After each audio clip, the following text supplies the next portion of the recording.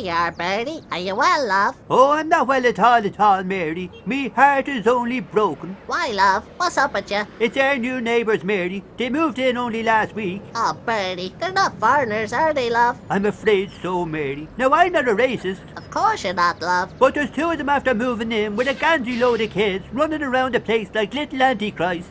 Oh, that's disgraceful, love. So where are they from, Bertie? They're from a place called Longford, Mary, and needless to say, I can't understand a shaggin' word they're saying. Longford? Longford, Mary, it's off the coast of Sweden. Sweden? But now that reminds me, Mary love, do you remember our courting days when we were only young ones, like two cherries ripe for the popping? They were fabulous days. I still had all my original teeth back then. Before the scurvy, Mary. Before the scurvy, Bertie. I remember in them dance halls the way the fellas used to be all over us, love. Speak for yourself, Mary. While you were off tramping yourself around with every bowsy in Dublin, I was too busy being courted by my Tommy.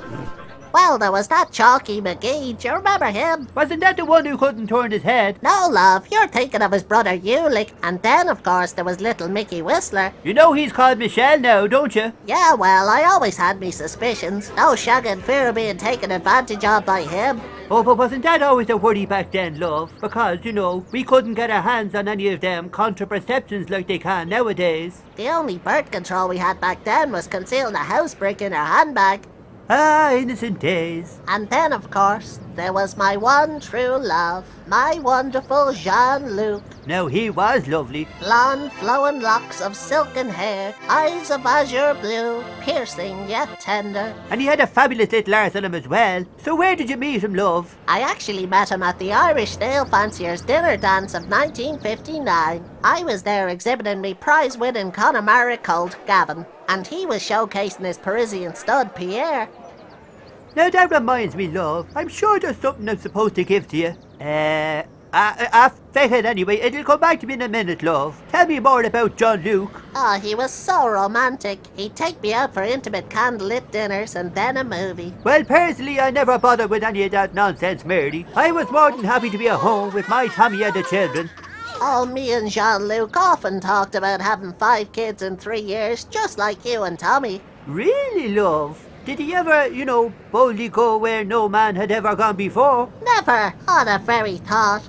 But now that I think of it, there was that time in a shoe shop off Parnell Street. Oh, Mary, no. Well, it was fierce hard at first, but it eventually slipped in, with the help of a shoehorn. Mary, have you no shame?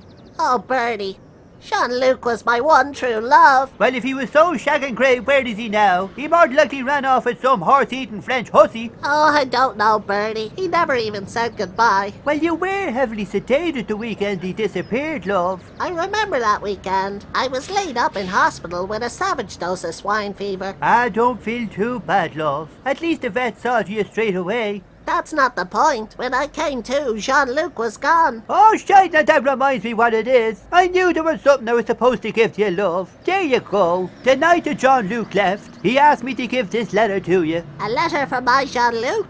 How long have you... Why didn't you get... I know, love. I bet you're only raging. I know I'd be. And the gas thing is, I only found it in my handbag today. It must have been in there for decades, love. Oh, Jean-Luc. Well, go on and open it, love. Dear Barry, my father has died suddenly at the age of 106. Regrettably, I must return to France tonight to manage my family's snail farming empire.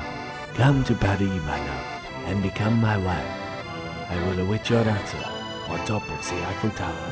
If I do not hear from you in 1 week, I will throw myself to my death, for I cannot live without you. Eternal love, Jean-Luc. P.S. Please thank Bernie for delivering this letter, Marie. She is a good friend, no?